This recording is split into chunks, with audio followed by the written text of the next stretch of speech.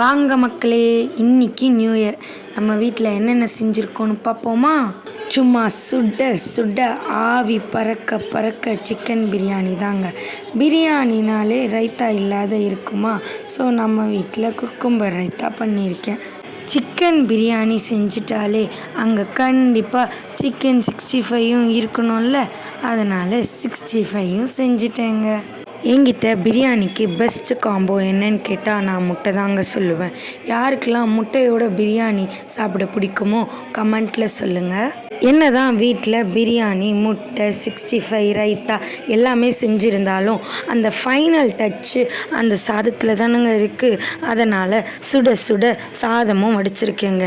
சாதத்தில் போட்டு சாப்பிட புடலங்காய், கடலைப்பருப்புலாம் போட்டு ஒரு கூட்டு வச்சுருக்கேங்க. சாதத்துக்கு தொட்டுக்க எதுவும் இல்லைன்னா எப்படி? அதனால் உருளைக்கிழங்கு, சிக்கன் எல்லாம் போட்டு ஒரு கிரேவி வச்சுருக்கேன். லைட்டாக தொக்கு மாதிரி இருக்கும்னு வச்சுக்கோங்களேன்.